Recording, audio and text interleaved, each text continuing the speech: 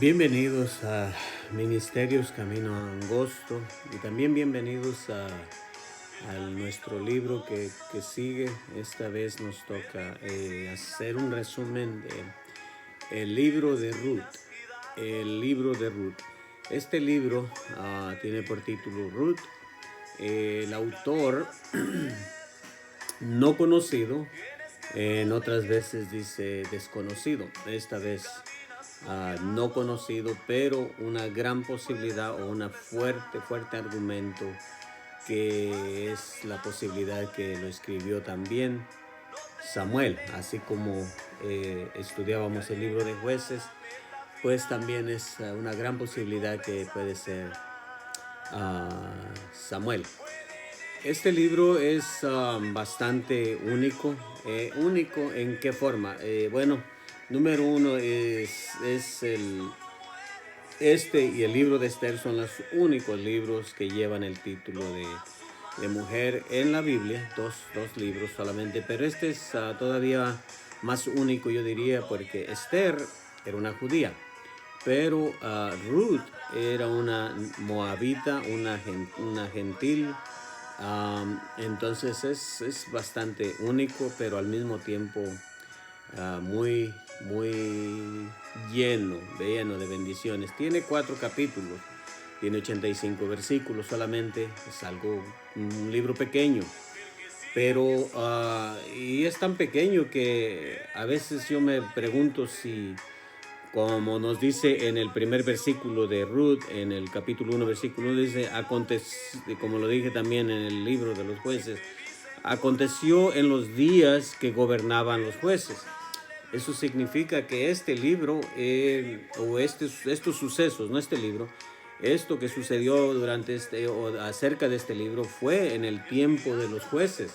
Entonces fácilmente podía haber sido incluido solo tiene 21 capítulos jueces, fácilmente podía haber sido incluido ahí, pero yo creo que hay un gran propósito de separarlo, aunque tiene cosas parecidas como el evento del hombre malvado de la tribu de Benjamín, los benjaminitas que casi fueron erradicados en la guerra cuando no quisieron reprender al hombre que había pecado o había hecho aquel grande pecado.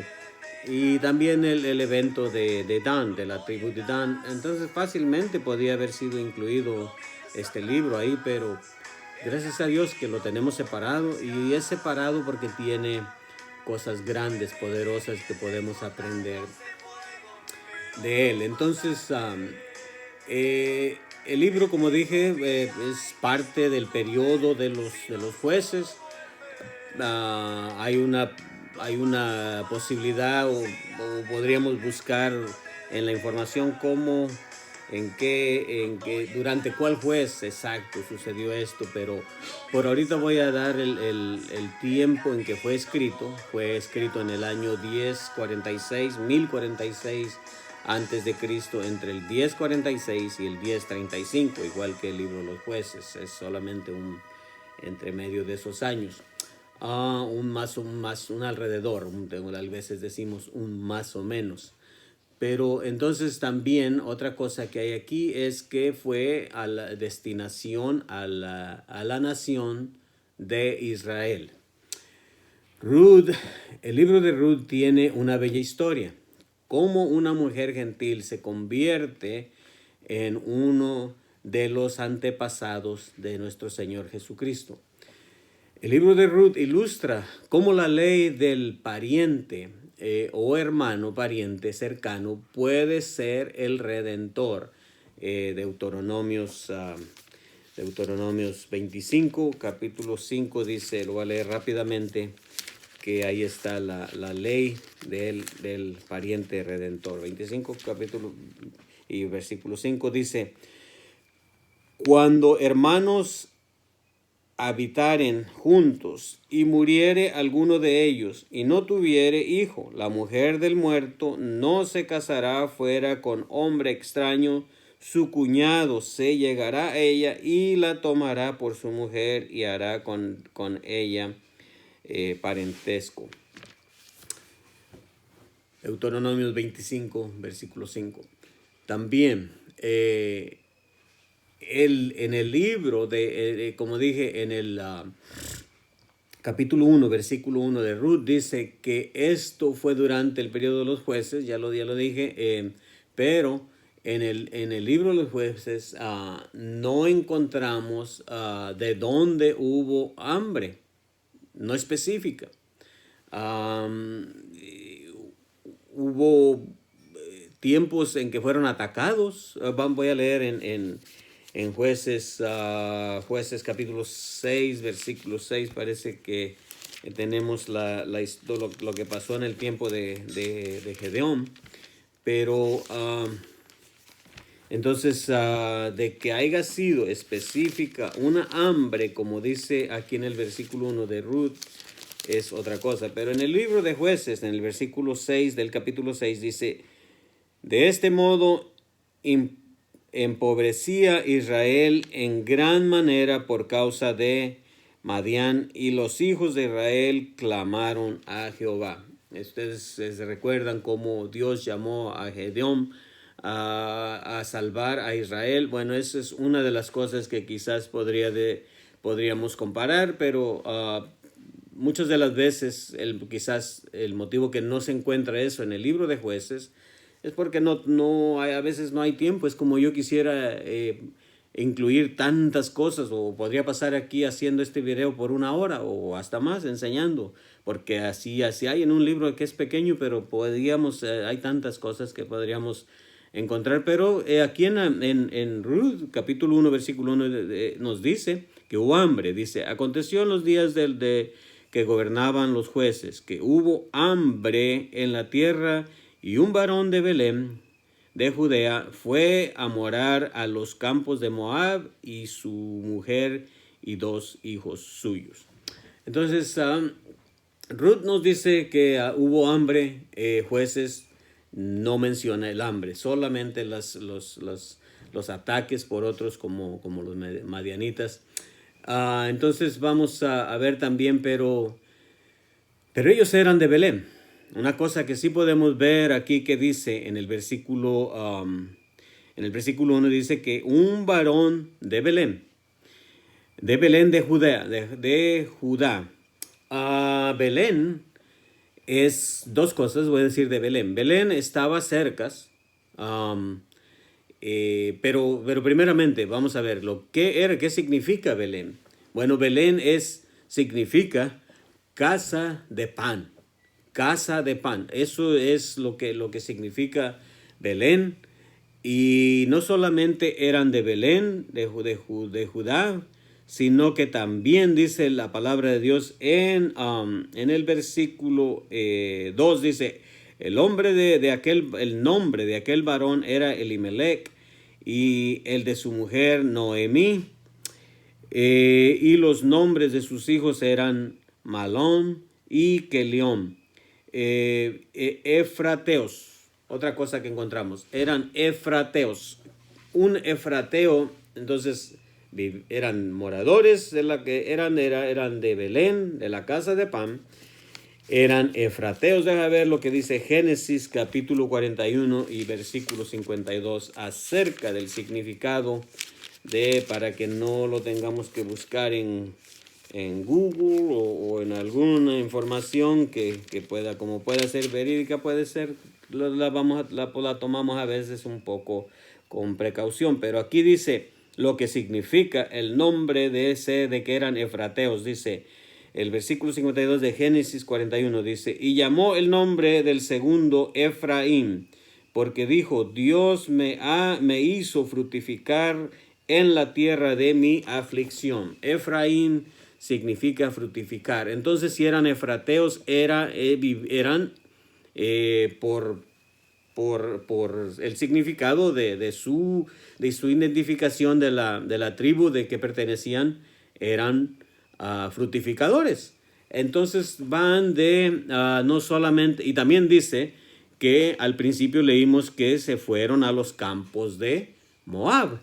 ¿Y qué es Moab? Número 1, eran de la casa de pan, eran efrateos, eran fructificadores, y se fueron a los campos de Moab.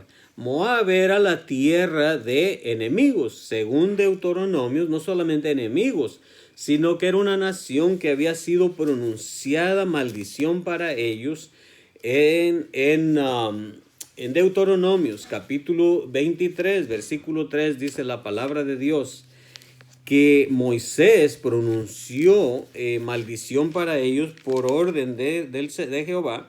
Y dice, no entrará amonita ni moabita en la congregación de Jehová, ni hasta la 10ª generación. Por lo menos, quizás ya para este tiempo ya no tenían la maldición que había sido pronunciada. Ya no son décadas, son 10 generaciones ya pudieron haber pasado fácilmente. Si eran cientos de años ya, siglos que había pasado mucho tiempo.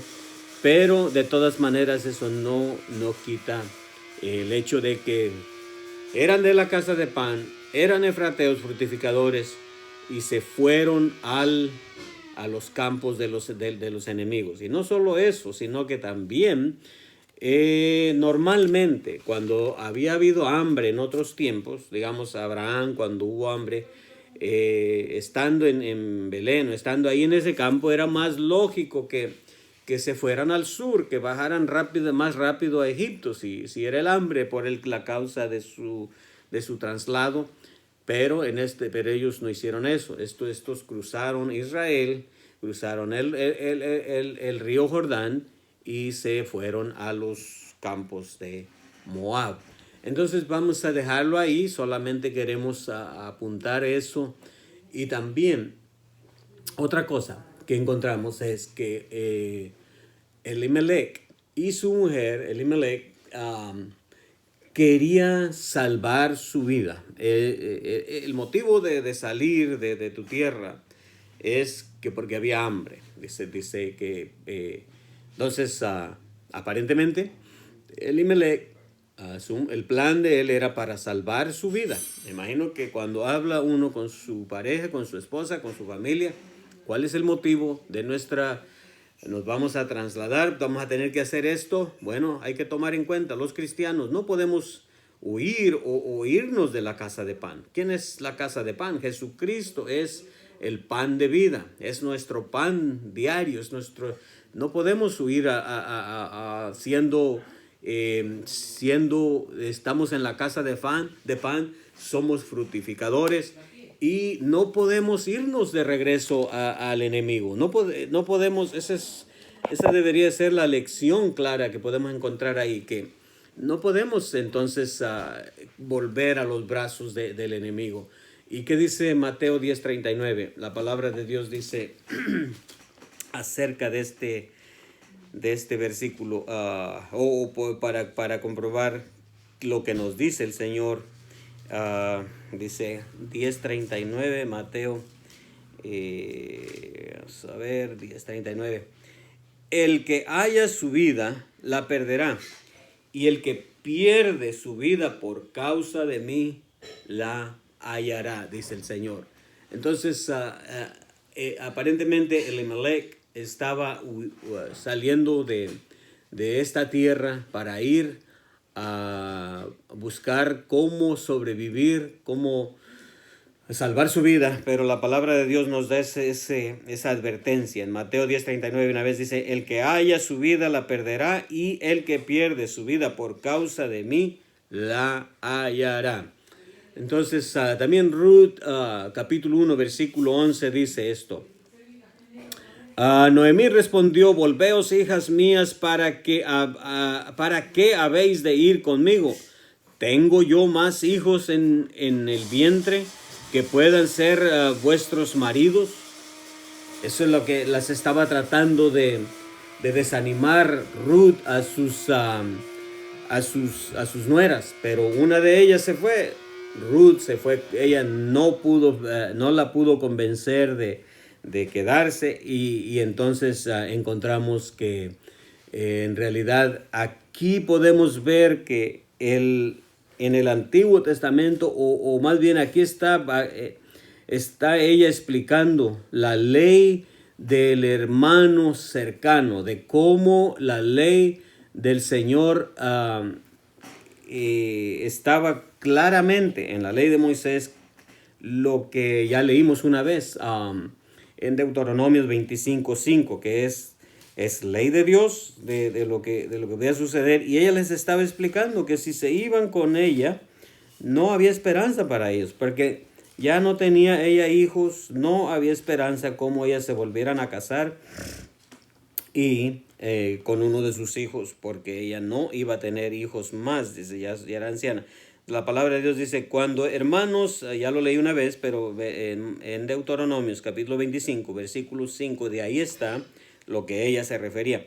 Cuando hermanos habitaren juntos y muriere alguno de ellos y no tuviere hijo, la mujer del muerto no se casará fuera con hombre extranjero, su cuñado se llegará a ella y la tomará por su mujer y hará con ella parentesco. También creo que no solamente eso, sino que en acción podemos ver de algo que sucedió desde Génesis capítulo 38. La palabra de Dios dice en los hijos de Judá, yo creo que muchos ya de ustedes saben la historia, lo que sucedió, dice, después Judá tomó mujer, capítulo 38 de Génesis, versículo 6, capítulo 38, versículo 6, dice, después Judá tomó mujer para su primogénito, la cual se llamaba Tamar, y el primogénito de Judá, fue malo ante los ojos de Jehová, y le quitó Jehová la vida. Entonces Judá dijo a Onán, llégate a la mujer de tu hermano, y después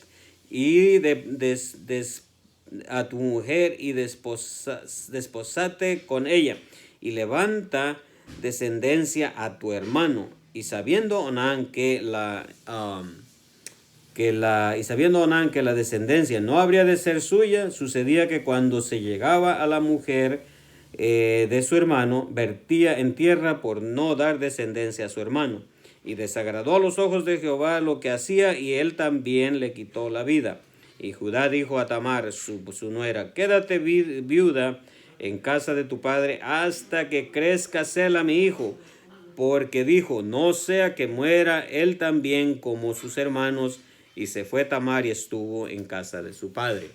Entonces creo que está ahí en acción lo que en vivo, digamos, como dice Noemí, les estaba diciendo, explicando a sus nueras la consecuencia de irse, porque de acuerdo a la ley, que era la ley que ella respetaba o había estado toda su vida, no había esperanza para ellas. Entonces ahí está esto. También vamos a ver rápidamente en Ruth, capítulo 1, todavía en el versículo 16 dice, respondió Ruth, no me ruegues que te deje y me aparte de ti, porque a donde quiera que tú fueres, iré yo, y a donde quiera que vivieres, viviré. Tu pueblo será mi pueblo y tu Dios mi Dios.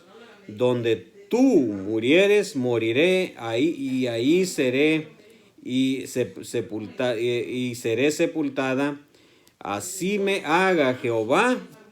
Así me haga Jehová. La diferencia de Orfa y Ruth, que se devolvió Orfa y Ruth se quedó con ella, lo está declarando aquí ella. Así me haga Jehová. ¿Por qué? ¿Por qué estaba tan determinada a irse con su suegra a la tierra de regresar a Judá?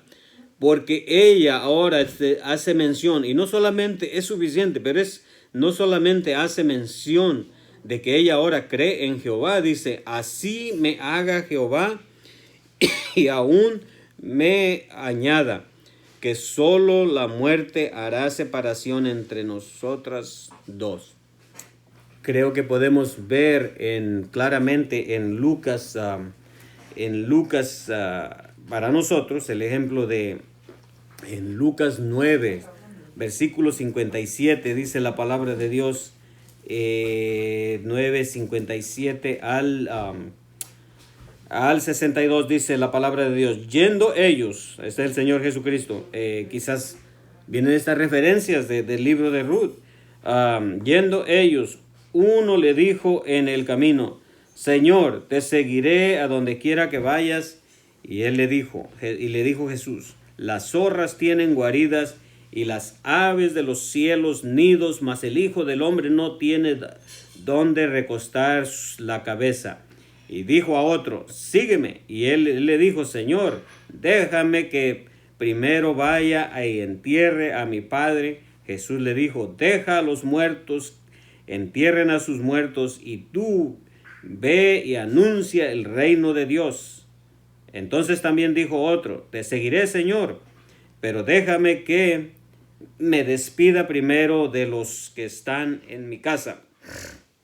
Y Jesús le dijo, ninguno que poniendo su mano en el arado mira hacia atrás es apto para el reino de Dios. Entonces, lo que podemos ver que Ruth en realidad estaba determinada, tal como el Señor nos explica también a nosotros lo que la determinación que debemos de tener para seguir a nuestro Señor Jesucristo. También rápidamente voy creo que es excelente tiempo. Estoy tratando de, como dije, podíamos enseñar bastante tiempo, sinceramente, pero vamos a ver si podemos terminar en estos momentos, ya que son 21 minutos alrededor de, lo que sea antes de 30 minutos. Ese es mi meta, mi propósito. Y vamos a ver también algo más para terminar, que son dos cosas. Ruth, en el capítulo 4, versículos 1 al 7. Es larga la lección, así es de que vamos a ver lo que dice Ruth. Dice, Boaz subió a la puerta y se sentó ahí. Vamos a ir directamente al punto. En el versículo 7 dice, había ya desde hacía tiempo esta costumbre en Israel tocante a la redención.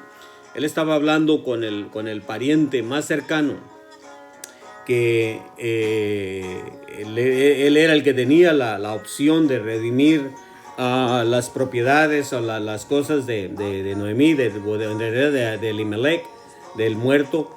Y Boaz había mirado un espíritu muy, muy bello en Ruth, y él en realidad estaba interesado en ser el redentor, el que redimiere, hiciera la redención para traerle, para redimir, hacer lo que el pariente dice según Levíticos 25, de ahí viene el 25 dice la palabra de Dios.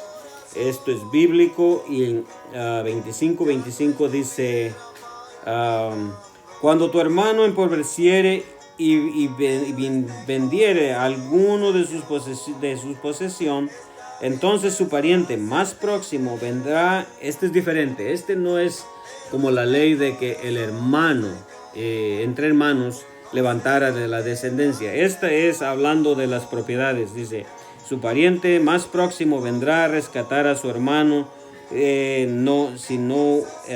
su hermano, si hubiere vendido. Entonces, Boaz estaba interesado en cumplir todo acerca de las propiedades, pero también él, cuando el otro pariente cercano no se interesó en Ruth, él hizo todo de servir de redención, de hacer todo, y gracias a eso, vamos a terminar a ver si no se nos acaba la música. En Ruth, capítulo 4, versículo 17 al 22, es donde encontramos lo bello de del otro propósito de este libro. Es la genealogía del rey David, que nos lleva también a la genealogía de nuestro Señor Jesucristo. Y dice, y le dieron nombres, ya cuando Boaz se casó con Ruth y tuvieron el hijo, dice, y le dieron nombre las vecinas, diciendo, le ha nacido un hijo a Noemí, y lo llamaron Obed. Este es padre de Isaí, padre de David. Estas son las generaciones de Fares. Fares engendró a Esrón. Esrón engendró a Raham. Y Raham engendró a Aminadab. Aminadab engendró a Nasón. Y Nasón engendró a Salmón. Salmón engendró a Boz. Boz engendró a Obed, Obed engendró a Isaí, y Isaí engendró a David. Este es otro, entonces la música todavía está. Vamos a concluir con que no solamente las cosas que miramos atrás, pero esta última es, el propósito de este libro es para mostrarnos la genealogía desde, bueno, aquí en particular o directamente, Ruth, la moabita, Boz, padre de Obed, y podemos ver que Obed engendró a Isaí, Isaí engendró al rey David. Entonces, que es un libro maravilloso, en realidad. Podríamos, hay muchas más cosas que podríamos mencionar, en realidad, pero creo que es suficiente en esta mañana para concluir, ya que son 26 minutos. Entonces mi deseo es que en realidad cuando hacemos el esfuerzo para hacer estos estudios de un resumen de los libros, es para darte un ejemplo como lo que buscar en el libro, así como te daba un libro de cómo disfrutar otra vez la palabra de Dios. Y ese es el propósito. Que Dios te bendiga.